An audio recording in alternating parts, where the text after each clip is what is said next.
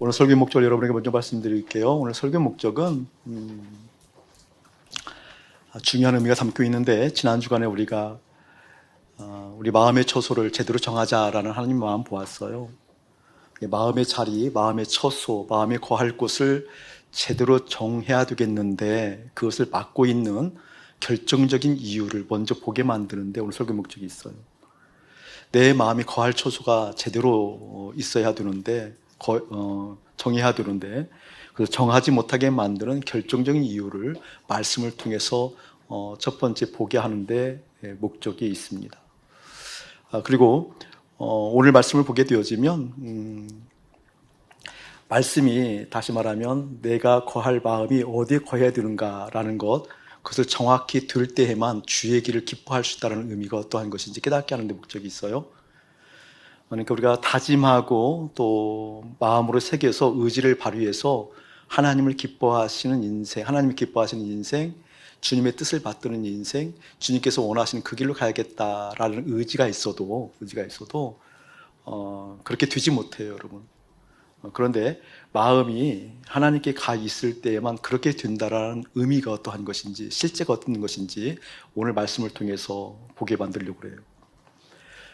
크리스천들에게 있어서 오해하고 있는 부분 중에 하나가 무엇인고니, 지금 내가 주님과 함께 하고 있다, 또 은혜를 받고 있다, 하나님 말씀 내 안에 있다, 내가 종교적인 열심을 가지고 있다라는 것을 통하여서 하나님의 사람이란 착각을 하는 경우가 참 많이 있어요.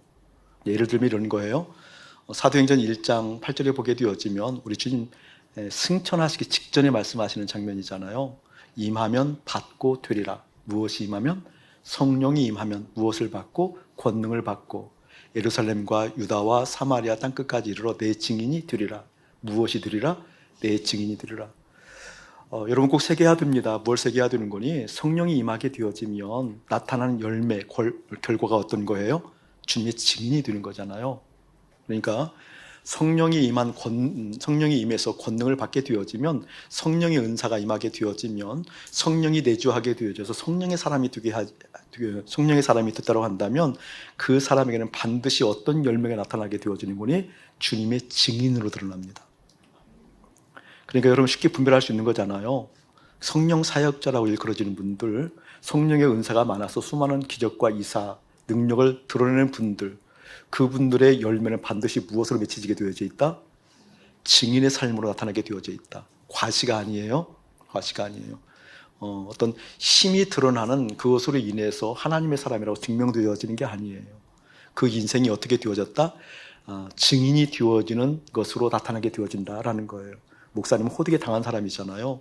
성령께서 임하셔서 당신의 권능이 내게 임했을 때 치유가 드러나고 귀신이 쫓아나가지고 귀신이 떠나가게 되어지고 수많은 이적과 기사가 일어났을 때 제가 우쭐해지는 것을 경험한 사람이잖아요.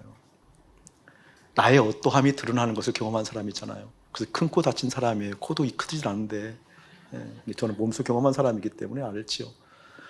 사랑하는 여러분들에게도 성령이 임하게 되어지면 권능을 받는데, 권능을 받게 되면 반드시 어떻게 드러난다? 증인의 삶으로 드러난다.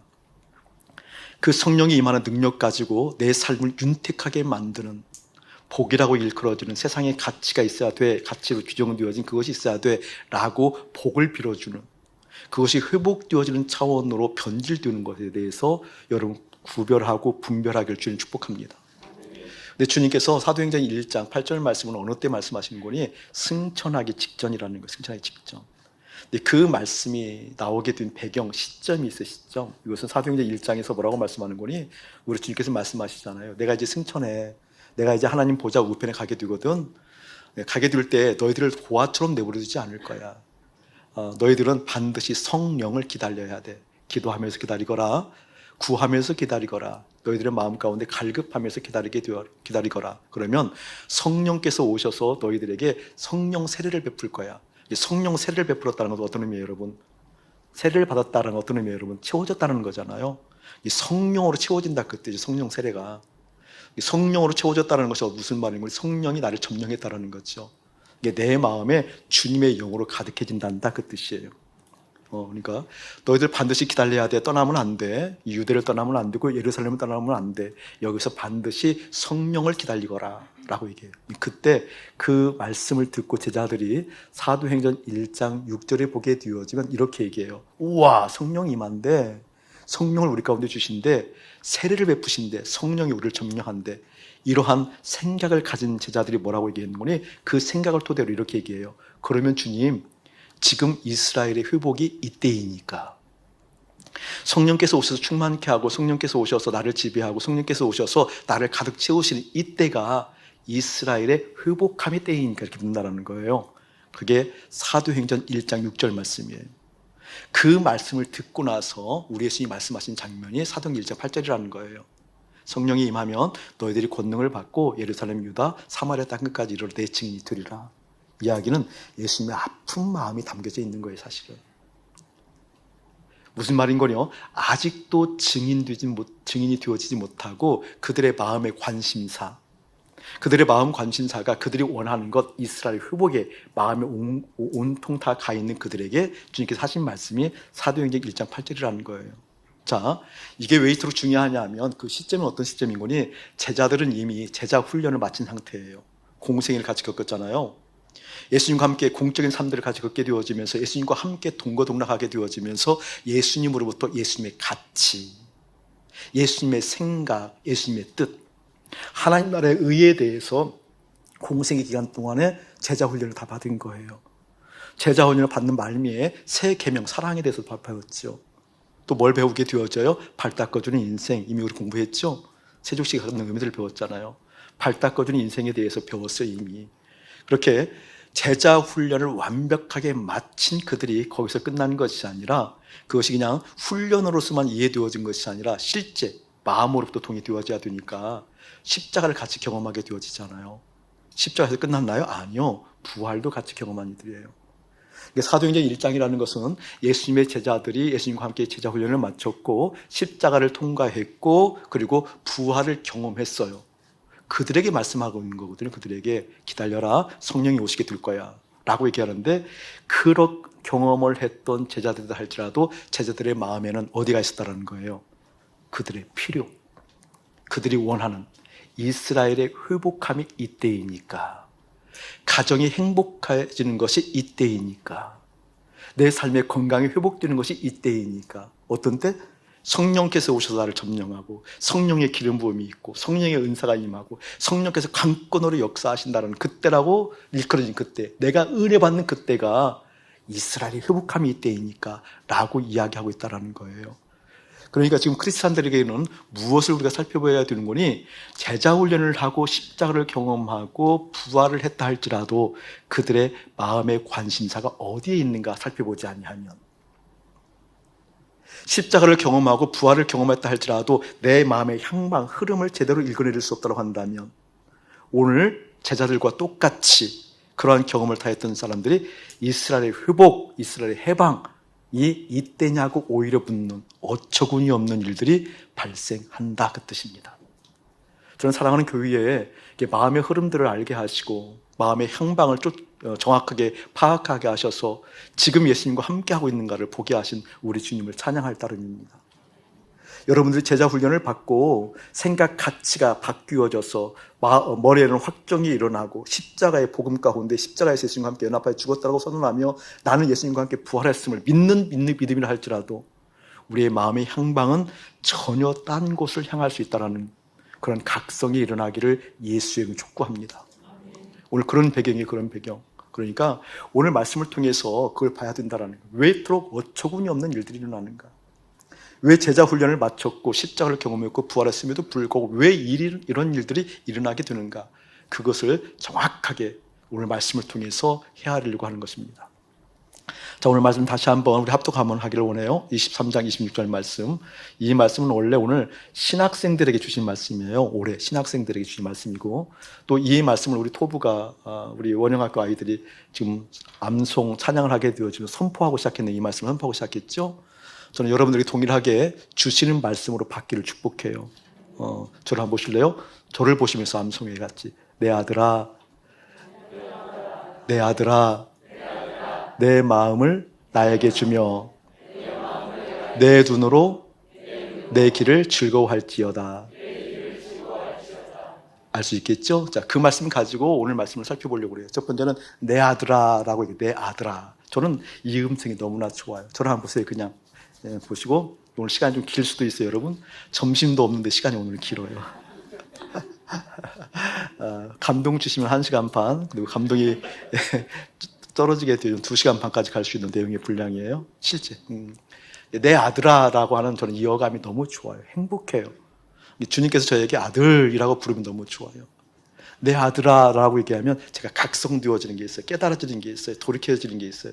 새롭게 주님을 바라보는 놀라운 은혜가 이렇게 나에게 부어지는 것을 경험해요. 내 아들아. 여긴 느낌이 이미 다르잖아요. 사랑의 느낌이잖아요. 물론 안타까운 마음도 있어요. 주님께서 내 아들아 라고 얘기했을 때 안타까운 마음도 담겨져 있는데 여기는 기본적으로 깊은 사랑이 담겨져 있어요. 우리가 어떻게 이걸 알 수 있는 거니? 안타까운 마음과 그런 사랑의 마음은 그 다음 보면 알아요. 너의 마음을 나에게 주며 라고 하는 걸 보게 되어지니까 지금 주님께 마음을 온전히 주었다 안 주었다? 안 주었음에도 불구하고 이 말씀하신다라는 거예요. 와, 이 개운함. 내 마음이 주님 앞에 온전히 다 가 있지 않음에도 불구하고 주님께서 기본적으로 말씀하시는 게 있어요. 사랑하는 마음을 보여주시는 거예요. 안타까워하시면서 내 사랑하는 아들아 라고 부르시고 있다는 거예요. 자, 그런데 우리가 또 하나 살펴볼 것이 무엇인 거니? 너의 마음을 나에게 주며 달라라고 하잖아요. 이것을 보고 우리가 알 수 있는 것은 무엇인 거니? 내 마음을 주님께 줄 수 있는 거구나. 주님께 줄 수 있는 거라고 한다면 주지 않을 수도 있는 거구나. 이 두 가지를 본다고 한다면 내 마음을 내가 어디에 줄 것인가 내가 선택하고 결정할 수 있는 그 결정은 누구에게 있다? 나에게 있는 것이구나. 나에게 있는 것이구나. 그것은 한편 주님의 놀라운 은혜를 받은 영광이기도 하지만 한편 떨림과 두려움이 있는 말이에요. 내가 주님을 선택할 수도 있는 은혜를 주셨고 영광을 주셨지만 내가 주님을 선택하지 아니할 수 있는 떨림과 두려움으로 맞이할 수 있는 그런 것을 경계할 수 있는 마음도 있어야 되겠구나라는 것을 깨닫게 된다는 거죠. 어쨌든 이 마음은 누구에게인가 줄 수도 있고 또 내가 둘 수도 있습니다. 또 뜻하지 않게 내 의지와 상관없이 내 마음이 나갈 수도 있어요. 그렇죠? 내 마음이 도망갈 수도 있잖아요. 내 마음이 피해갈 수도 있잖아요. 그렇죠? 그렇죠? 이게 마음의 요소라는 거예요. 마음의 요소. 자, 그러한 마음을 기본적으로 가지고 있다라는 겁니다. 자, 사랑의 음성을 주님께서 내 아들아 라고 얘기했을 때 그렇게 그러함에도 불구하고 사랑의 음성으로 내 아들아 라고 얘기하는 이 음성. 참 이 음성을 듣게 되어지면 내 마음에 어떤 흡족함들이 밀려오는 경우가 참 많이 있어요. 이 사랑의 마음. 주님께서 나를 사랑한다라고 했을 때 그 사랑의 마음이 밀려오게 되어지면 내 마음이 채워지잖아요. 왜냐하면 마음은 원래 주님께서 거하시려고 만들었기 때문에. 이해되죠? 우리를 창조할 때 하나님께서 마음은 당신께서 거하시려고. 요한복음 14장에 보게 되어지면 12절에 보게 되어지면 너희들을 고아처럼 내버려두지 않아. 너희처럼 고아처럼 내버려두지 않냐고 항상 진리의 영이 너희와 함께 할 거야. 주의 영이 함께 할 거야. 내가 너희 속에 거하게 둘 거야. 너희와 함께하고 너희 속에 거하게 둘 거야 라고 얘기하게 되어지면서 14장 20절에 보게 되어지면 내가 너희 안에 거하고 네가 내 안에 거하고 이렇게 얘기하잖아요. 그러면서 말씀해요. 열매를 맺게 하려고. 열매를 맺게 하려고. 그러니까 이 마음이라는 것은 기본적으로 주님께서 우리 가운데 거하시려고 만들었고 거하시는 과정 가운데 주님께 내 마음을 채우시는 과정 가운데 열매를 맺어요. 열매. 왜? 내 마음을 주님께 채우셨다고 한다면 그때부터 내 마음을 내가 쓰지 않냐고 누가 써요? 주님이 써요. 내 마음을 내 마음대로 하지 않냐고 누구 마음대로 해요? 주님 마음대로 해요. 그러니까 어떤 열매가 맺힐까요? 주님께서 뜻하신 바의 열매가 맺힌다는 거죠. 주님께서 계획하신 바의 열매가 맺힌다는 거죠. 그 열매를 맺게 하려고 너희 속에 거하길 원하셔. 그래서 우리 속에 거하시려고 마음을 만들었다는 거예요. 마음을. 그러니까 내 사랑하는 아들아 너의 마음을 나에게 주렴이라고 얘기했다는 것은 내 마음이 주님께 가 있다고 한다면 내 마음을 누가 채웠다라는 거예요? 주님이 채웠다는 거. 주님이 채웠다라는 거. 주님이 채웠다라는 거. 저는 이 사랑의 마음이 너무나 좀 실감 나는 사람 중에 하나예요. 왜냐하면 이 사랑을 잘 몰라서 제가 너무나 헤맸던 때가 많이 있기 때문에 그렇잖아요. 헤맸던 때가. 주님께서 내 마음을 채우셨다고 한다면 분명히 주님께서 뭔가 하실 텐데 주님의 놀라운 은혜가 내 속에서 깃들어 있는 거 내가 알 텐데 이런 의구심이 제가 늘 있었거든요. 목사임에도 불구하고. 그래서 주님과의 관계 속에서 주님의 그 마음 달라고 기도한 시절이 참 오랜 세월이 흘렀었거든요. 예를 들면 이런 거예요. 여러분에게 다스림을 얘기했을 때 예를 들자면 다스림. 다스림이라는 단어가 나에게 주는 어감, 그 느낌들은 어떤 것이고 좀 억압의 느낌이 있잖아요. 누군가가 나를 다스린다 그러면 제한되어지는, 자유가 좀 어떻게 제한되어지고 내 의지가 제한되어지고 내가 뭔가 절제해야 될 것 같고 뭔가 하지 않아야 될 것 같고, 이런 좀 부자연스러운 억압적인 요소가 내 마음에 밀려들잖아요. 다스림 그러면. 하나님의 다스림도 그러한 중압감들이 있어요. 많은 믿음의 사람들에게. 그런데 주님의 사랑을 구하고 나서 주님의 사랑이 밀려오기 시작하면서 제가 깨닫게 된 게 있어요. 주님의 다스림은 절대 그런 것이 아니라는 거. 최근에 어떤 표현을 했죠? 꽃밭의 향기와 같습니다. 주님의 다스림은. 근데 그게 실제 맞아요, 실제. 주님의 다스림은 그런 식으로 다스림을 받아요. 여러분 꽃밭에 누워본 경험이 있으세요? 있다고 칩시다. 꽃밭에 누워있게 되어지면 그 꽃밭의 향기가 나를 휘감고 돌지요. 그리고 내 정신을 어떻게 여러분 편안하게 만들죠. 릴렉스하게 만들잖아요. 내 머리 생각을 어떻게 안정되게 만들잖아요. 그래서 어떻게 행복하게 만들잖아요. 그러면서 그 꽃 향기에 어떻게 취하게 만들잖아요. 그렇죠? 그 속에 빨려 들어가잖아요. 주님의 다스림이 그런 식이에요. 주님의 임재 가운데 거하게 되어지면, 주님의 은혜 안으로 들어가게 되어지면 주님이 나를 어떻게 다스리는 거니? 꽃밭의 향기처럼 당신으로 취하게 만듭니다. 당신으로 취하게 만들어진 나는 어떻게 되어져요? 그냥 하나가 되어지는 그보연합이라고 그래요. 하나가 되어져서 당신에게 취한 나를 어떻게? 당신이 나를 이끌어 갑니다. 그게 바로 다스림이 다스림. 할렐루야. 그러니까 내 아들아 라고 사랑의 음성으로 얘기했다라는 것은 무엇을 의미하는 거니? 너의 마음이 나 안에 있다라고 한다면 바로 네가 나에게 취할 거야. 취하게 될 거야.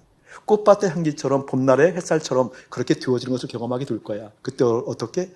예수님과 함께 하나가 되어져서 당신의 열매를 맺히게 하는 것이 무엇인지 깨닫게 한단다, 그런 뜻이에요. 할렐루야. 자, 다스림이 그런 얘기를 하면서 목사님이 어떤 얘기를 했는 거니? 이런 얘기를 자주 종종 하잖아요. 최근에 어떤 경계선이 있으면 그 경계선 위로 올라가야 됩니다. 주님과의 만남은. 다시 말하면 어떤 분위기 가운데 가게 되어지면 내가 노력하지 않아도 그 분위기에 취하는 일들이 실제 있습니다. 이런 얘기를 하잖아요. 예를 들면 이 본당 안에 아름다운 음악이 펼쳐지면 내가 노력하지 않아도 그 아름다운 음악이 어떻게 되어져요? 내 마음 움직이잖아요. 영향을 받죠? 여기서 좀 격한 얘기를 딴따라가 울려 퍼지면 내 마음이 딴따라가 되잖아요. 좋은 음악이 나오면 노력하지 않아도 그 음악에 취해요. 언제가 아내가 저에게 그런 얘기를 한번 하더라고요. 참 제가 그 말을 듣고 오랫동안 인상이 남았어요. 여보, 집이 팔리지 않고 집이 내놓았음에도 불구하고 나가지 않는 사람들은 이렇게 하면 집이 나간다는 기사가 났네? 이런데 이러면서 얘기해 주더라고요. 혹시 여러분들도 집을 혹시 내놨는데 안 나가면은요, 집 보러 오는 사람이 있다라 보면 올 때쯤에 빵을 집에서 구우세요. 그러면 그 빵 굽는 냄새가 행복하게 한대요. 실제. 그렇죠, 여러분? 빵집에 가면 그래서 기분이 좋은가 봐요. 찌는 거 상관없이 밥 먹잖아요. 행복해서 그러거든요.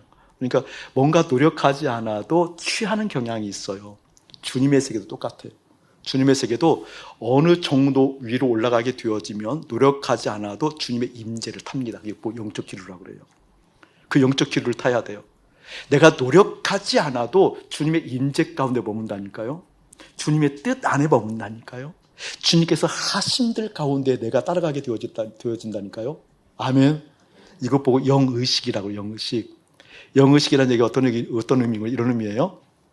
여러분들 지금 설교자를 주목하고 있잖아요. 설교자를 의식하고 있어요. 그렇죠? 의식하고 있죠. 의식하고 있죠, 효빈님? 혹시 딴 생각하고 있는 거 아니지? 의식하고 있는 거거든요. 밥상머리에서도 같이 밥을 먹고 아무 이야기 하지 않는다 할지라도 같이 밥 먹는 아버지, 어머니를 의식해야 하나요? 의식하거든요. 의식한다는 건 뭐예요? 신경 쓰고 있다는 거거든요. 신경 쓰고 있다는 얘기는 지금 영향을 받고 있다는 거거든요. 영향을. 영의식이라는 게 굉장히 중요합니다.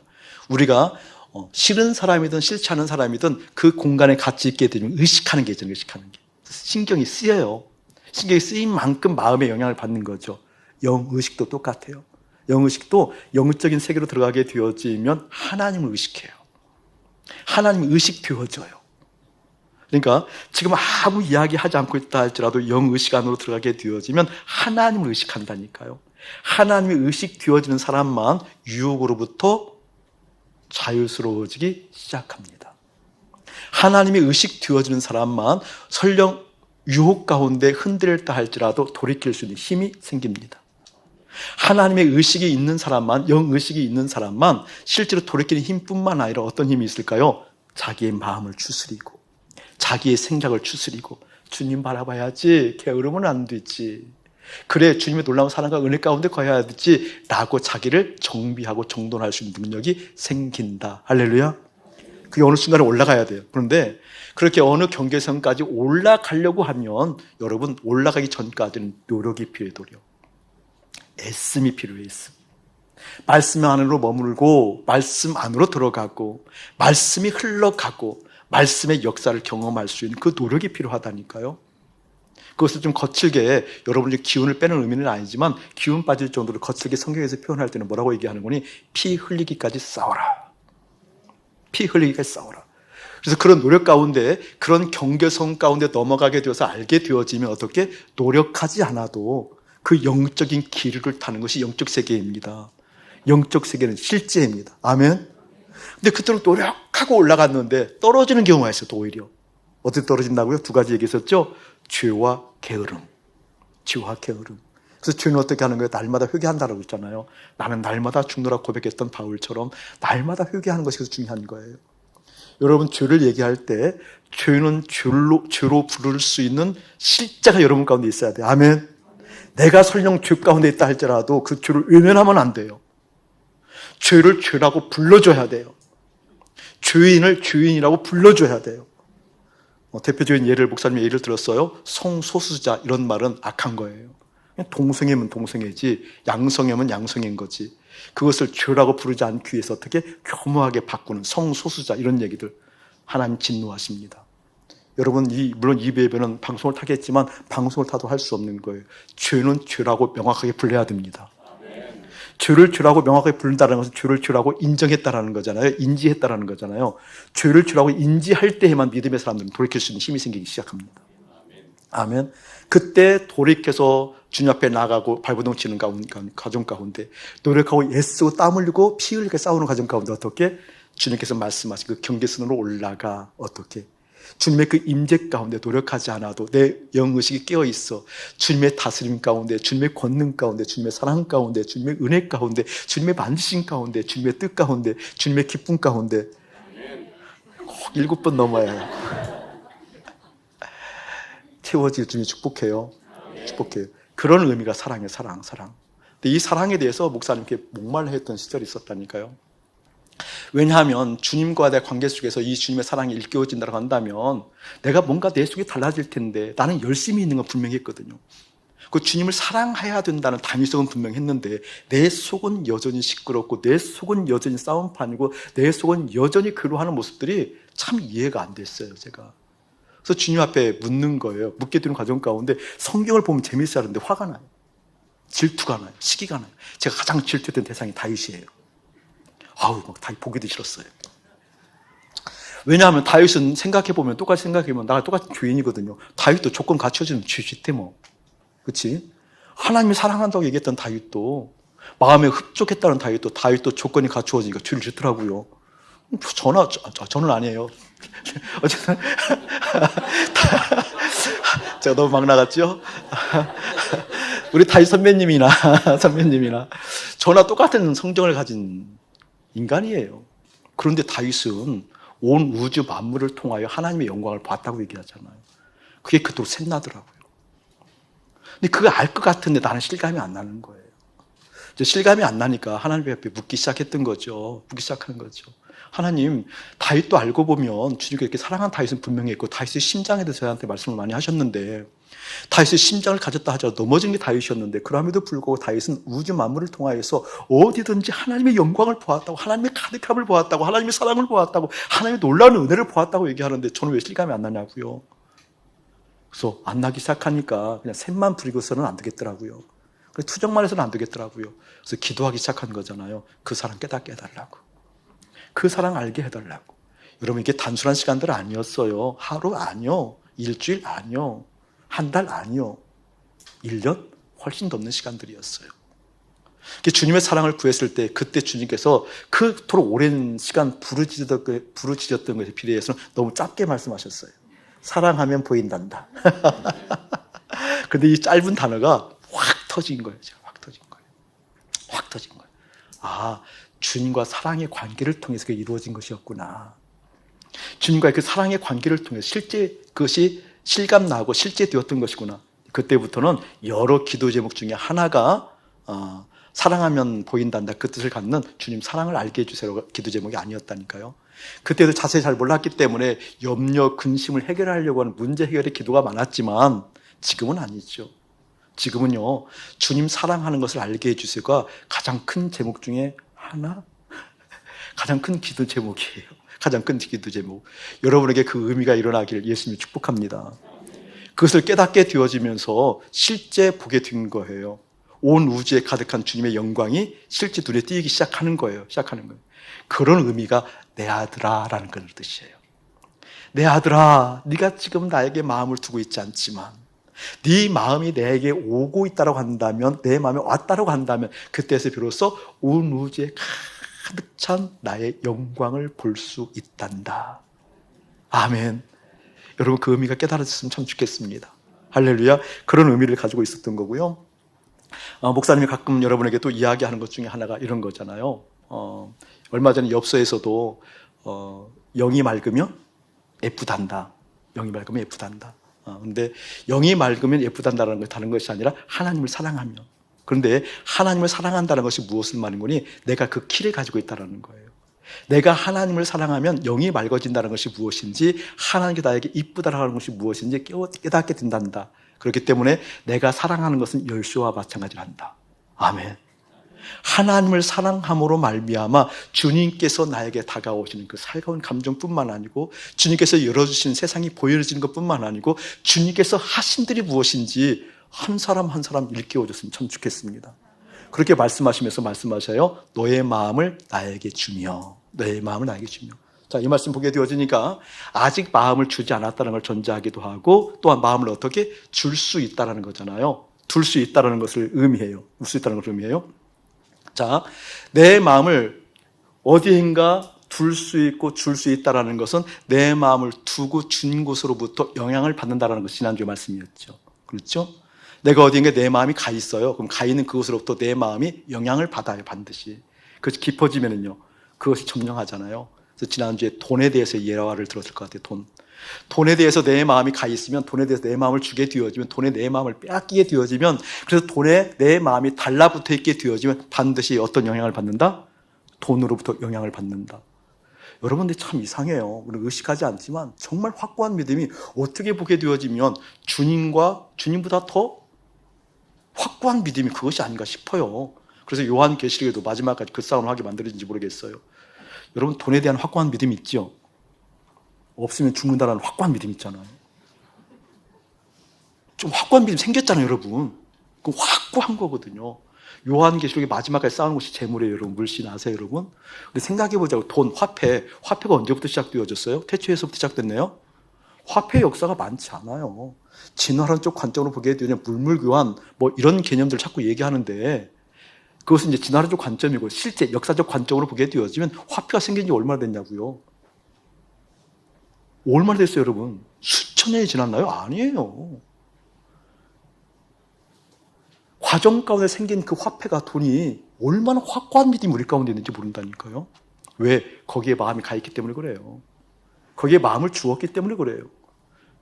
거기에 마음이 달라붙어 있기 때문에 그래요. 돈 없으면 죽어.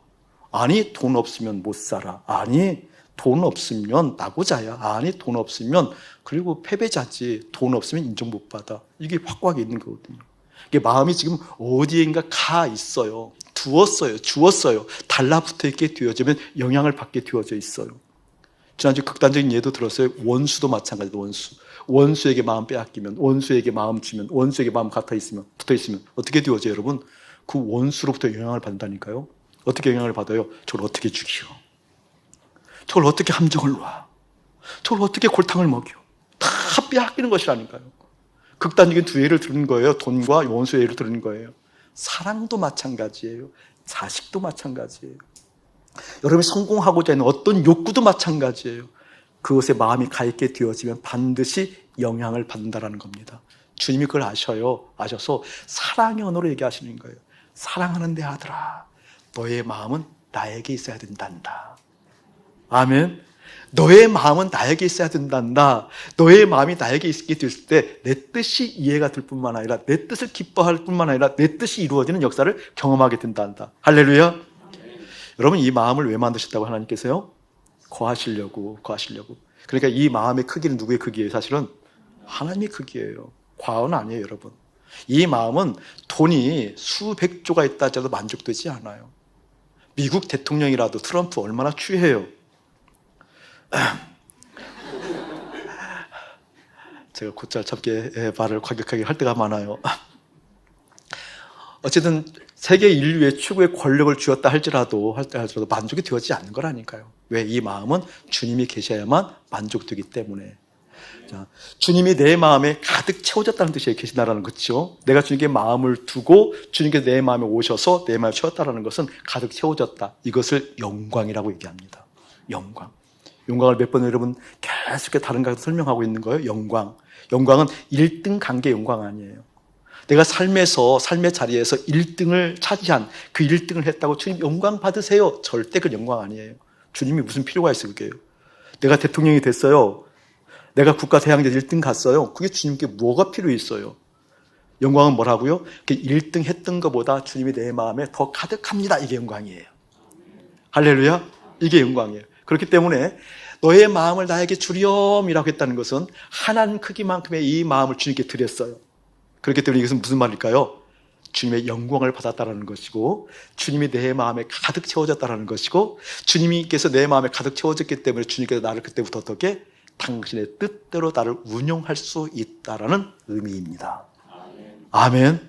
이게 영광이라는 것은 주님 영광이 이곳에 임하게 해주세요. 주의 영광이 임해야 됩니다라는 거예요.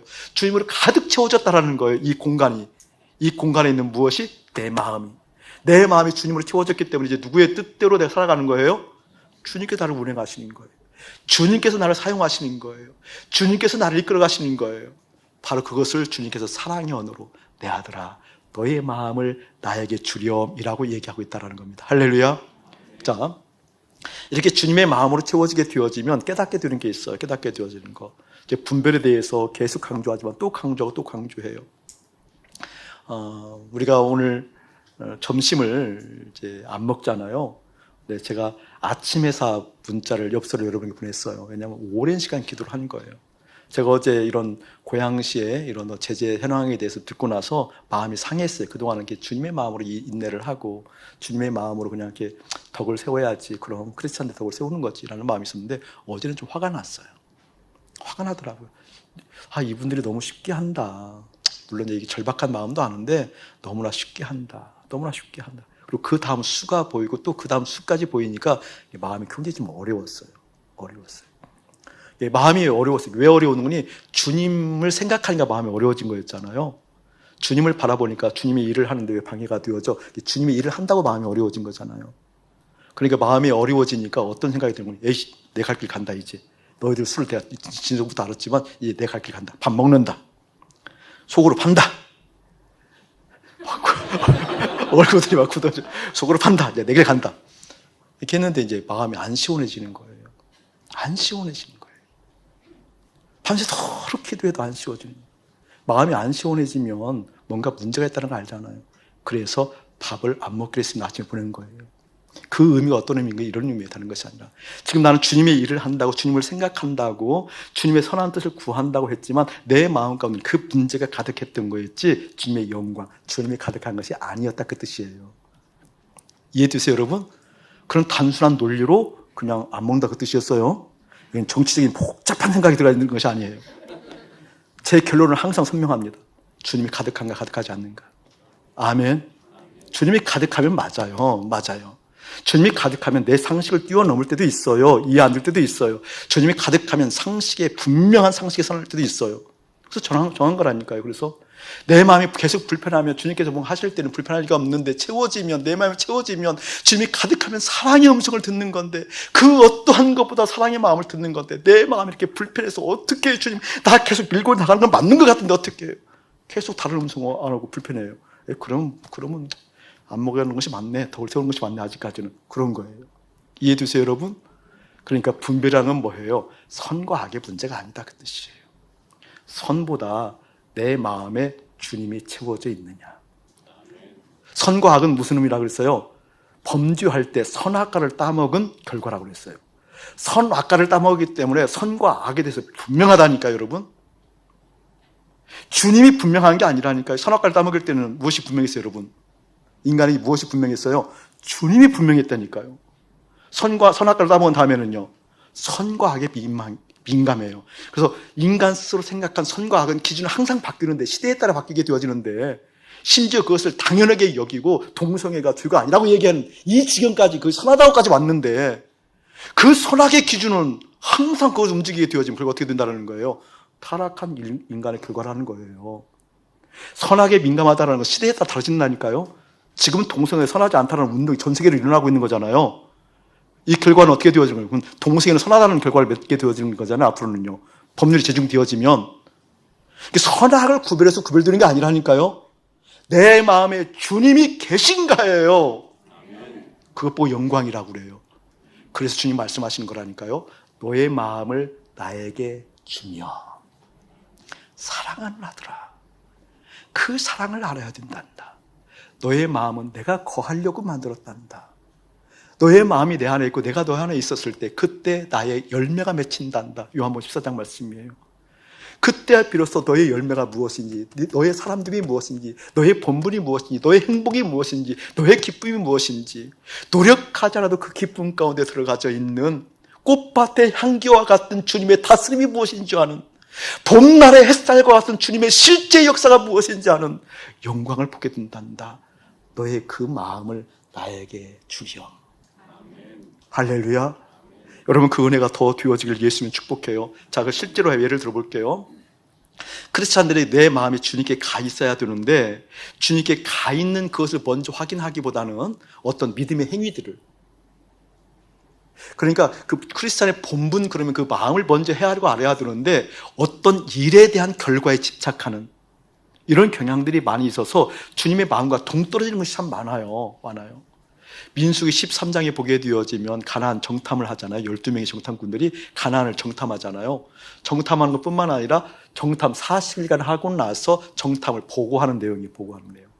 그런데 이렇게 보고하는 그런 내용들을 보게 되어지면 깜짝 놀랄 만한 일이 있어요. 그동안 우리가 보지 못했던 놀라운 통찰이 담겨져 있어요. 그걸 보게 되어지면서 저는 믿음의 사람들의 행위에 대해서 소스라치게 놀라는 마음이 생기더라고요. 정말 소스라치게 놀라는 마음이 생기더라고요. 자, 보세요. 12명의 정탐꾼들이 리더들이었어요. 인정받는 사람들이었어요. 누구나 다 하나님의 사람을 인정받는 사람들을 택해서 뽑아서 가나안에 보내잖아요.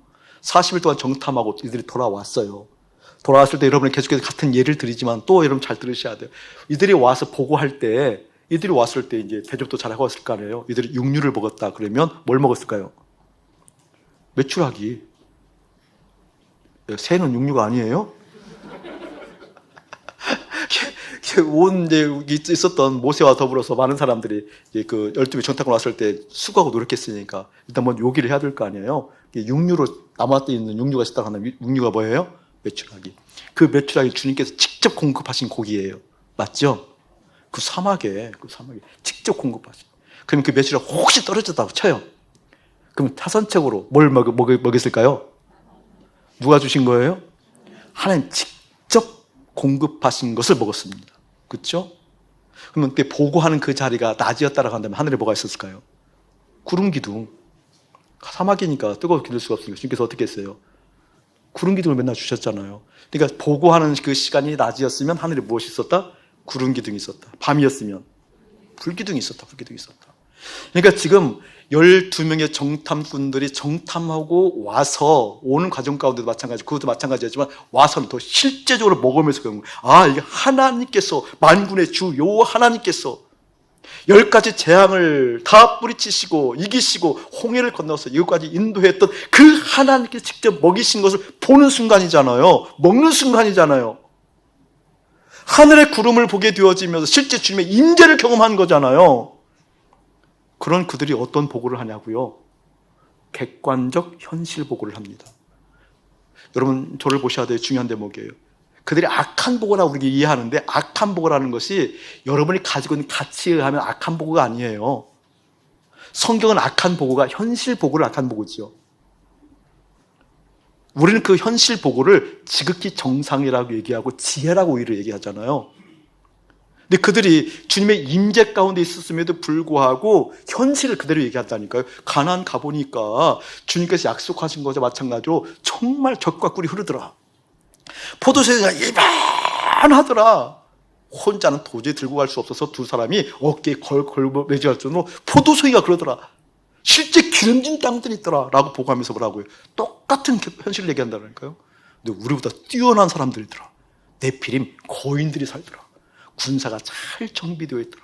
그들의 문명에 비하면 우리는 너무나 초라하더라. 그들에게 가서 이길 수 있는 자신은 우리에게 없더라. 이길 수 없다. 지극히 현실 보고를 한 거라니까요, 여러분. 이 이야기는 무엇을 의미하는 거니? 주님의 임재 가운데 있어도, 주님의 영광 가운데 있어도, 주님께 주신 공급함을 먹고 그 약속을 받고 왔어도 우리의 마음은 어디에 영향을 받는 거니? 현실의 영향을 받더라, 그 뜻이에요. 우리의 마음 사도행전 1장 6절 8절처럼 제자 훈련을 하고 십자가를 경험하고 부활을 경험했음에도 불구하고 내 마음의 관심사는 이 세상이었더라. 이스라엘의 흡복함이 때이니까 주님께 약속하신 대로 풍성한데 내가 들어갈 수 없어. 문제를 보고 내가 갈 수 없어 라고 내 상황을 보고 내 마음은 어디에 영향을 받더라? 이 세상, 이 현실, 이 땅에 영향을 받더라. 그래서 주님 말씀하신 거군요. 그래서 너희들의 마음이 나에게 있어야 된단다. 사랑하는 아들아, 너의 마음을 나에게 주려. 할렐루야. 우리가 복음 하는데, 우리가 십자가 하는데 틀림없는 만왕의 왕께서 우리 가운데 오셔서 구원을 베푸신 영광스러운 그 십자가가 십자가 될 수 있는 것은 내 마음이 여전히 지금 주님께 가 있는가를 통하여서 확인된답니다. 구호가 아니라는 거예요. 믿는다라는 우격다짐이 아니라는 거예요. 믿어야 되라고 막 끌어당기고 밀어붙이는 개념이 아니라는 거예요. 내 마음의 향망이 지금 어디에 가 있는가를 봐야 된다는 겁니다. 아멘. 이제 1시간 흘렀습니다. 설교가 이제 1시간 반 남았습니다. 오늘은 좀 길 겁니다. 지난 주간에 귀한 선교단체에 가서 하나님 말씀을 증거할 수 있는 은혜를 누렸어요. 은혜였어요. 보니까 가서 보게 되니까 제가 너무 위로가 되는 거예요. 새벽에 있을 것 같은 청년들이 수백 명이 모인 거예요. 5, 600명이 모인 거예요. 아니 이 시절에 이 시국에 웬 청년들이 저렇게 나와서 주님을 경배하고 예배하는가. 너무 감동이 되었어요.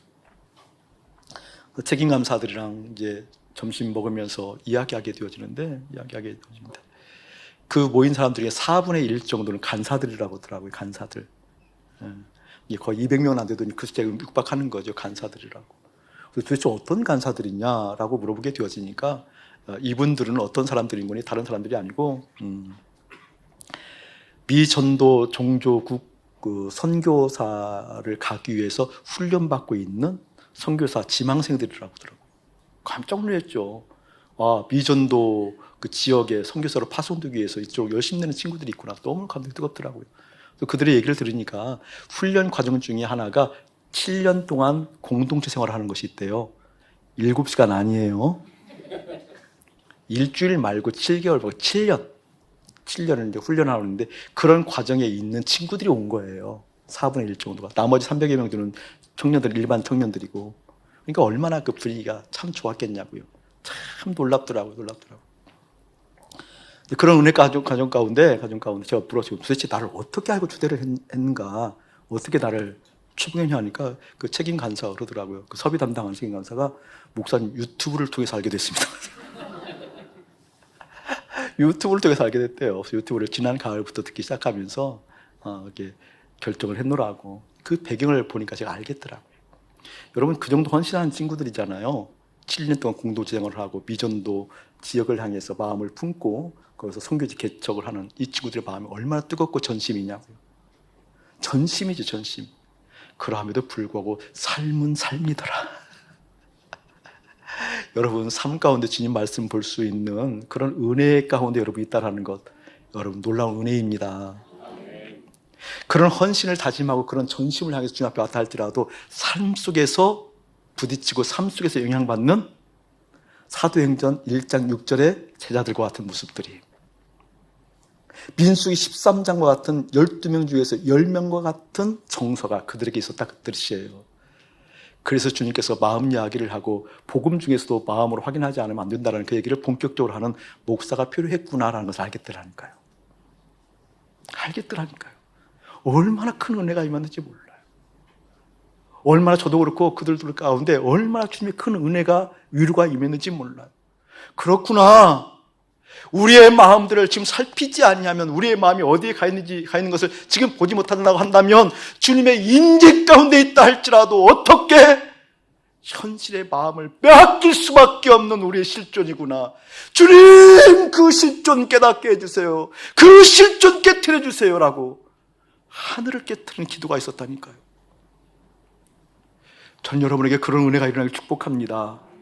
아멘.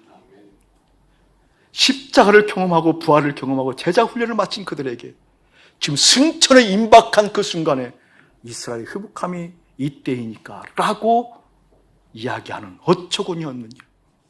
이 어려운 시국 가운데 주님의 마음을 그토록 우리 가운데 보여주시지만 대한민국의 회복함이 이때이니까 라고 그 열심을 다해서 그거에 편입되지 않으면 믿지 않는 것처럼 이야기하는 얼토당토 않는 일들이 이 땅에서 벌어지고 있다니까요, 여러분. 아니요. 좌우의 문제가 아니라니까요. 주님이 실제 우리의 주인이신가, 주님이 실제 우리 삶 가운데 역사하는가, 그거 경험하기를 예수님 축복합니다. 여러분의 입술에서는 좌우가 떠나가기를 축복해요. 인본주의와 신본주의만 남아있을 뿐이에요. 진화론과 창조론만 남아있을 뿐이에요. 그것을 여실하게 볼 수 있는 여러분 되어지기를 예수님으로 축복합니다. 자, 이제부터 설교가 본격적으로 시작되어지는 거예요. 왜 우리의 마음이 그토록 하나님께 가고 싶음에도 불구하고 가지 못하게 만드는가? 이게 본론이에요. 이걸 보려고 했던 거예요. 왜 그런가? 이것도 설교를 몇 번 했어요. 자, 그 부분을 보게 만들 겁니다. 시편 95편을 보도록 하죠. 시편 95편.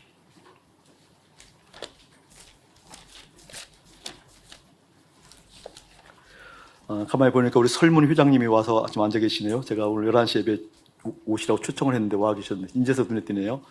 우리 설문 그 단지 있잖아요. 회장님, 우리 강현 지사님 오셨네요. 감사드립니다. 지루한 시간이 아니고 하나님 복음 임하기를 축복합니다. 시편 95편. 네. 이 95편처럼 한번 보세요, 여러분. 지금 들려주시는 분들은 아주 재밌는 분들이 많을 거예요.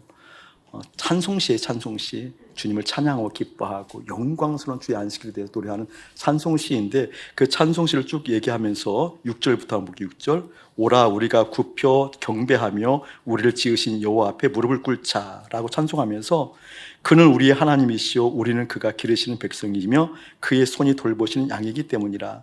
너희가 오늘 그의 음성을 듣거든. 8절 시작. 너희는 무리바에서와 같이 또 광야의 마사에서 지냈던 날과 같이 너희 마음을 완악하게 하지 말지어다. 줄 그어놓으세요. 너희 마음을 완악하게 하지 말지어다. 보게 되어지면 그 앞에 보게 되어지니까 너희는 무리바에서와 같이 또 광야에서 마사와 같이. 지금 광야, 무리바, 마사에서는 마음을 완악하게 했구나라는 내용들이잖아요. 그런데 7절 보게 되어지니까 하나님이 우리 하나님이시고 우리는 그가 기르시는 백성이며 그의 손이 돌보시는 양이기 때문이라. 거기도 줄 그어놓으세요. 우리는 그가 기르시는 백성이며 그의 손이 돌보시는 양이기 때문이라. 줄 그어놓으세요. 그의 손이 돌보시는 양이기 때문이라 라고 하면서, 하나님 우리를 기초를 보세요, 여러분. 하나님 우리를 기르셔요. 우리는 주님의 양이에요. 그렇기 때문에 주님의 음성을 들어요. 주님의 음성을 듣는데 무리바 마사와처럼 마음이 어떻게 해줄 수 있다? 완악해질 수 있다. 이 시편 95편을 그대로 인용한 것이 히브리서 3장입니다. 모세를 설명하게 되었습니다. 이 본문을 그대로 인용해 히브리서 3장에 하게 되어지면 아마 모레 정도 여러분이 엽서 나갈 내용들이 무엇인 거니? 이 대목이, 저를 보세요, 여러분. 그러니까 하나님 우리를 기르신다 이야기는 중요한 대목이에요. 주님이 우리를 기르신다. 그럼 우리가 어디서 사는 거예요? 주님 안에서 사는 거잖아요. 그렇죠? 그러니까 이 세상은 우리의 삶의 터전이 아닌 거예요. 우리 삶의 터전은 어디예요? 어디예요? 주님께 우리 기르시니까 우리가 어디서 자라나는 거예요? 근데 우리는 이 세상이 삶의 터라고 얘기하면서 이 삶에 크리스찬들이 깊이 들어가야 되는데 잘 생각하셔야 돼요. 그 의미도 맞는 의미, 어떤 의미로 얘기하는 줄 아는데 본질상 잘 해석해야 돼요. 이 세상은요, 우리의 삶의 자리로 만들어준 것이 아니에요, 여러분. 우리의 삶의 자리는 주님입니다. 아멘. 주님입니다. 우리 삶의 현장은 주님이라니까요. 이 세상을 삶의 현장으로 만들지 않았다니까요. 이 세상은요, 어떻게 주님이 나의 삶의 현장으로 있는 그 사람들이 주님이 나의 삶의 현장입니다라는 것을 증거하는 곳이 이 세상이에요. 할렐루야. 그건 다음에 한번 설교하기로 하고, 어쨌든 이런 상황을 갖게 되어지면서 그렇게 내 현실은 주님입니다라고 주님의 음성을 듣는데 이 무리바와 마사에서는 어떤 일이 있었다? 하나님을 원망하는 완악함이 있었다.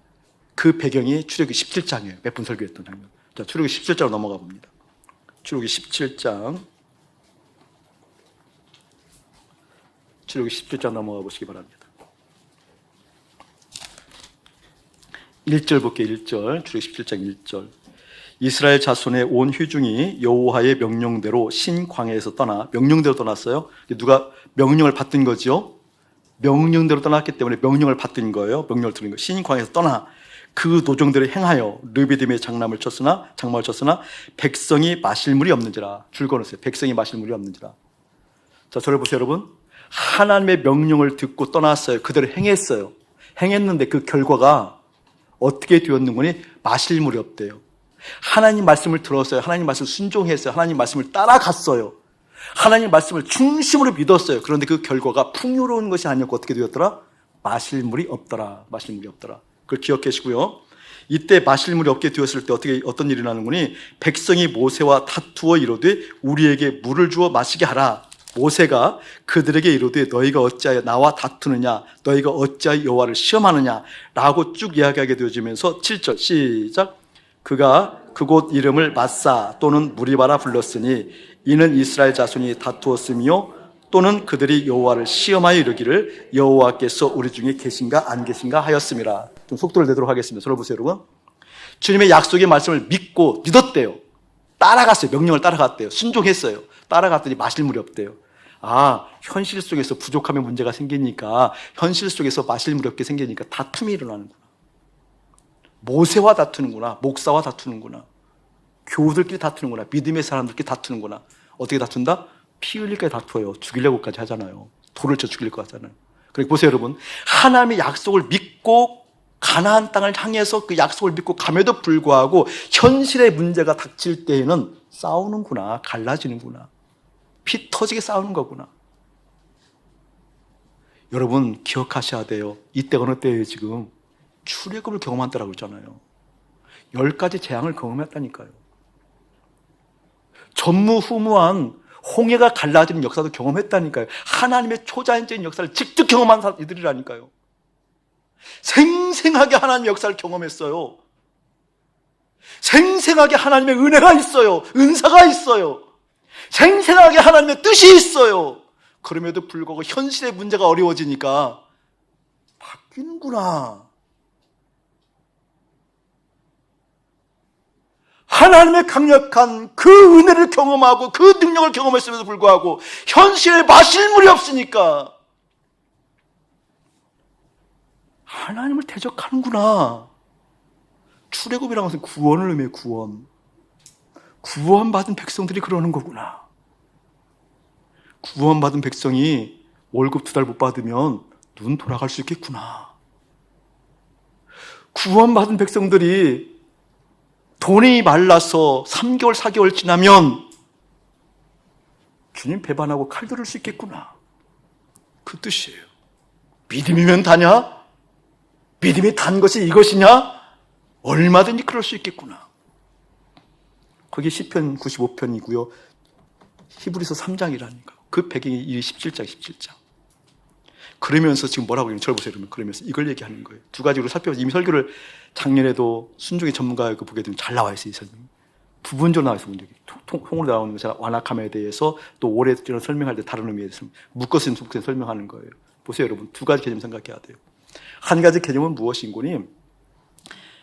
우리가 이렇게 목마르고 힘들고 어려울 때 왜 주님께서는 이렇게 구원하셨잖아요. 얼마나 힘들게 주님은 힘들지 않았지만 우리의 눈으로 보면 힘들게 구원했잖아요. 10가지 재앙을 내려서 초자연적인 역사를 일으키셔서 장자의 죽음까지도 다 이국 가운데 오셔서 심지어 바로 왕과 그 전차 부대를 홍해에 몰살시켜가면서 구원을 했잖아요. 그럼 얼마나 놀라운 일이고 얼마나 주님 찬송을 받으셨냐고요. 그럼 계속 찬송을 받기 위해서 그냥 목마르지 않게 물을 주면 되잖아요. 여러분도 물 잘 안 주지요? 여러분도 정말 어렵게 주님 주시잖아요. 왜 그러는 걸까? 그냥 아싸하게 주셔서, 막 물 콸콸콸 넘치게 주셔서, 생수로 넘치게 주셔서, 막, 그 시원하게 물만 먹으면 단물 나고, 와, 우리 주님 살아계시 역시 우리 주님 막 10가지 재앙을 통해서 우리를 구원하신 주님 맞아, 할렐루야! 하게 만들면, 뭐 서로 윈윈하는 거 아니에요? 근데 왜 이토록 꼭 목마르게 하시는 거예요? 어쩜 여러분들을 보면 그토록 여러분의 삶이 그렇게 목마른 사람들이 많은지 몰라요. 왜 그러는 걸까? 딱 하나예요. 딱 하나. 구원받은 백성들에게 일어나는 것을 의미해요. 구원받은 백성들에게. 왜 그런가? 딱 하나. 그 완악함을 해결하려고. 그 완고함을 해결하려고. 히브리서에 보게 되어지면 그 완고함 때문에 안식에 들어가지 못하더라 이렇게 얘기를 해요. 구원받은 백성이에요, 여러분. 구원받은 백성들이 이제 마음에 무엇을 해결하기를 원하신다고요? 완악함. 자, 완악함에 대해 설명을 할게요. 들어보세요. 그게 지난번 작년에 설교했던 설교는 그 완악함 자체로 1시간 반을 설교했지만 짧게 2분에 설교 끝내도록 할게요. 2분에. 완악함이라는 걸 다른 것이 아니에요. 자, 우리가 육체가 있어요. 육체. 몸. 육체가 있는데 이 육체를 통해서 보는 게 있어요. 듣는 게 있어요. 감각으로 맞는 게 있어요. 육감으로 경험하는 것이 있어요. 자, 이 마이크를 내 눈이 육체가 보모를 해서 이 마이크라는 것이 내 마음으로 인정해요. 생각으로 인정해요. 맞죠? 근데 이게 너무 좋아. 이 마이크가 미제인데 이게 옛날에 한 400만 원 했는데 지금 한 80만 원이면 사요. 이게 이제 금으로 다 돼 있어요. 아니, 똑같은 마이크인데 금으로 돼 있네? 그래서 내 마음이 혹했어. 똑같이 봤는데. 혹한 것이 이 금으로 두게 되면 이만큼 값어치면 돈으로 두면 한 3억 정도? 3억 정도. 8억 그걸 3억 차이 나니까 이 3억 되어지는 마이크가 내가 눈으로 보고 내 마음에 쏙 달라붙어 있었어. 달라붙어 있어. 그럼 그때부터 영향을 받아야 안 받아요, 여러분? 받잖아요. 그럼 이 마이크를 여기다 놓고 다니니까 안 다니까요? 마이크를 쓰려고 하는데 여기다 안 놓고 어디다 해요? 금고에 넣나요? 여기 뒤에 금고에? 저 금고도 봅니다. 이게 30억이면 더 봅니다. 완악함이란 뭔 거냐? 육체를 통하여서 들어온 그것이 내 마음에 달라붙어 있어서 달라붙어 있는 그것이 나를 끌고 가는 것을 완악함이라고 얘기합니다. 성경으로 얘기하면 사전적으로 얘기하면 융통성이 없고 고집세다라는 의미인데 융통성이 없고 고집세다라는 것을 성경적으로 해석하면 그런 의미라니까요. 내 육체를 통해서 보았던 것, 들었던 것이 있어요. 내 육체를 통해서 보았던 내 자식이 있어요. 내 육체를 통해서 보았던 돈이 있어요. 그것이 어떻게 내 마음에 달라붙어 있어 나에게 실제적인 영향을 끼치는 것. 그게 완악함이라니까요. 그것이 있는 한 너희들의 마음을 나에게 줄 수 없단다. 그것이 있는 한 내 길을 기뻐할 수 없단다. 그래서 그것을 해결하느라고 광야까지 인도한 우리 주님이 어떻게 목마르게 했다 그 뜻이에요. 이때 제가 큰 통찰이 임하더라니까요. 목말라하는 여러분들에게 큰 통찰을 드리고 싶다니까요. 여러분, 그러니까 구원받은 백성들이 이런 목마름을 경험하는 것이 당연하다, 당연하지 않다? 당연해요. 왜? 그 안악함을 걷어가신 하나님이시니까. 아멘. 그렇다 한다면 저는 이제 결정을 한 거예요. 결정한 사람. 뭔 거니? 이런 목마름이 왔을 때 하나님 어찌 이럴 수 있습니까라고 다투는 무리와 마사와 같은 칭호를 받는 것이 아니라 하나님 어찌 이럴 수 있습니까? 살아계시면 이럴 수 있습니까? 어떻게 나에게는 이토록 핍박과 아픔을 주시고 이토록 어려움을 주십니까? 라고 벌벌벌 떠는 그런 인생이 아니라 이런 목마름이 할 때 저는 아예 처음부터 얘기하겠어요. 주님 완악함 고쳐주시옵소서. 영향받는 거 이거 고쳐주시옵소서. 내 마음은 주님의 것입니다. 내 마음은 주님의 것입니다. 염려야 근심아 커다란 문제덩어리야. 이 시구가 코로나19야. 이 정책적으로 불어오는 아빠가 원망아. 그것이 내 마음에 채워줄 수 없다. 나는 어떻게? 여기는 온전히 예수님만 계셔야 된단다. 아예 굴복하겠다니까요. 할렐루야. 오늘 찬양단 보게 되게 첫 번째 찬양이 선한 능력으로 보네포 찬양이더라고요. 보네포 찬양. 보네포가 죽기 전에 얼마 전에 약혼자에게 보냈던 시를 찬양으로 만든 시예요. 이게. 여러분, 보네포는 굉장히 귀한 분이에요. 그 찬양 시도 내용을 읽어보게 되면 하나님에 대한 고백이 정확하신 분이에요. 그런데 이 보네포를 엉뚱하게 이용하는 사람들이 많아요. 보네포 영이 임했대. 영이 임했대. 여러분, 저는 그런 이야기가 정말 간단하고 너무 쉬워요. 지금도 논쟁이거든요. 보네포의 어떤 무엇이 논쟁인 거니? 유명한 내용 중에 하나가 미친 자에게 운전대를 맡길 수 없다라는 논리거든요. 보네포가 했던 내용이에요. 논문지에 보게 되어지면 당시 히틀러가 있어요. 히틀러를 정신병자를 비유하게 되어지면서 이 정신병자가 예를 들면 버스를 운전하고 있는데, 정신병자가 운전하고 있는데, 그러면 당연하게 건강한 사람들이라고 한다면 운전하는 그를 말려야 되지, 끄집어 내려야 되지. 이 논리로 당시 히틀러를 죽이려고 가담했던 목사님이 보네포예요. 보네포. 그것을 빗대서 수많은 어려움을 당할 때마다 보네포가 건강한 사람이었으니까, 하나님의 올바른 영성이 가진 사람이었으니까 이런 시국에는 반드시 끌어내려야 된다, 이렇게 얘기를 하거든요. 그것은 하나님 마음 몰라도 너무 모르는 거예요. 저는 그런 것이 간단해요. 이제는 내 마음 비추어 보면 간단해요. 간단해요. 그러면서 이 현실 정치에 참여해야 되냐, 저항해야 되냐, 저항하지 않아야 되냐, 저항하는 것이 맞다, 이렇게 얘기하는 경우가 많거든요. 몰라도 한참 모르는 얘기예요. 보세요, 여러분. 내가 가르쳐 줄 테니까 어떻게 해야 되는 건가? 간단해요, 여러분. 저는 하나님의 섭리를 믿거든요. 왜 믿는 줄 아세요? 너의 마음을 나에게 주며, 그 다음 얘기가 뭐라고 나오고요? 너의 눈으로 내 길을 즐거워할지어다. 이게 마음을 드릴 때만 누구의 길을 기뻐해요, 여러분? 주님의 길을 기뻐해요. 그것을 로마서 12장 2절에는 뭐라고 말해요? 너희는 마음을 새롭게 함으로 변화를 받아. 무엇을 새롭게 함으로 변화를 받아? 마음을 새롭게 함으로 변화를 받아. 마음을 주님께 드렸다는 얘기잖아요. 새롭게 함으로 변화를 받아 하나님의 선하시고 기뻐하시고 온전한 뜻이 무엇인지 분별하도록 하라. 할렐루야. 아멘. 이게 마음이 새롭게 변화되어서 주님께 가 있다고 한다면 그때부터는 어떤 일들이 일어나게 되어지느냐? 하나님의 뜻은 항상 선하십니다. 할렐루야. 하나님의 뜻은 항상 기쁩니다. 온전하십니다. 예, 아멘, 주 예수. 이렇게 할 수 있다는 거죠. 마음이 가 있을 때에만, 새롭게 변화되어져서 변화를 받았을 때에만. 할렐루야. 그러면 이 시국 자체가 하나님께서 허용하신 일을 한다면 나는 이해할 수 없다 할지라도 저는 그런 믿음이 있다니까요. 여기는 하나님의 선한 뜻이 있어. 나는 지금 죽겠어요. 예배를 못 드리게 하니까. 얼토당토 않는 그런 정책들이 눈에 보이고 뻔한 수가 보이니까 그놈에 들고 믿음이 있다니까요. 주님의 뜻은 기쁘시오. 무엇을 말씀하시려고 그러는 걸까? 오히려 주님을 주목한다니까요. 예를 들면 이런 거예요. 결과론적으로 보게 되어지면 히틀러를 죽이려고 가담했다가 탈로가 되어서 어떻게 돼요? 나 사형으로 죽잖아요. 사형으로 죽고 나서 얼마 있다가 이제 해방이 되어져요. 그러면 그 섭리를 믿는 사람이라고 한다면 본헤퍼가 히틀러를 죽이지 못하도록 만드신 분은 하나님이라는 믿음쯤은 있을까요, 없을까요? 어때요, 여러분? 죽이도록 허용하지 않으신 분이 하나님이라는 것은 그런 믿음이라는 것이 여러분 있어요, 없어요? 저에게는 있다니까요. 또 오늘 본헤퍼 목사님이니까. 이해돼요, 여러분? 이해돼요? 그러면 또 다르게 말씀하시기 전까지는 그 행태를 따라가지 않는다는 것이 믿음의 지혜인 거예요. 아멘. 그것을 허용했다면 왜 허용하지 않았을까? 히틀러 죽이는 것을, 미친 자에게 운전대를 맡기지 않는 건 맞는 것 같은데 저는 너무나 쉬워요, 그런 대답이. 그럼 앞으로 일어나는 모든 일들을 히틀러를 죽이는 형태로 드러나라고요? 그게 주님의 오셨던 방식인가요? 아니라니까요. 그래서 십자가를 진 거라니까요. 저는 그게 너무나 쉬워요, 그런 해석들이. 마음이 주님 앞에 가 있게 되어지면, 마음이 주님 앞에 가 있게 되어지면. 할렐루야. 아멘. 여러분, 그런 의미들이 명확하게 쓰여질 예수님을 축복합니다. 마음이 주님께 드려지는 것이 왜 중요한가? 그때야만 비로소 어떻게 항상 하나님의 뜻은 선하십니다가 이해가 되기 시작해요. 오히려 선하시다고 못하게 만드는 내 마음에 역동적으로 일어나는 반역함에 대해서 보게 만들고 돌이키게 만들지요.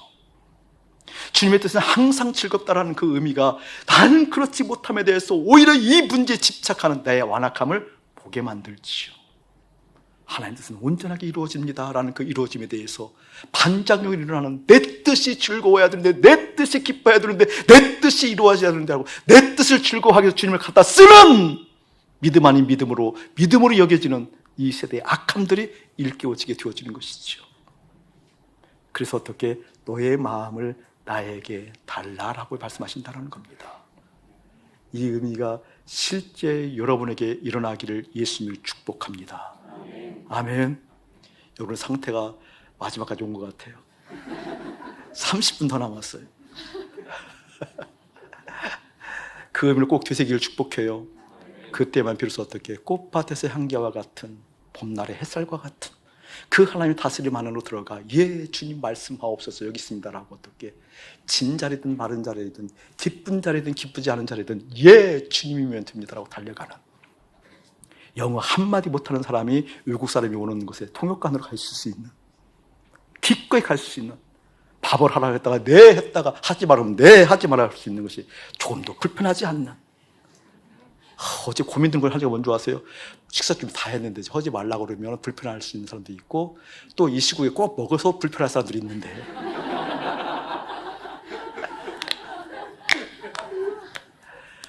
계속 내 팔에 소리만 들어가요.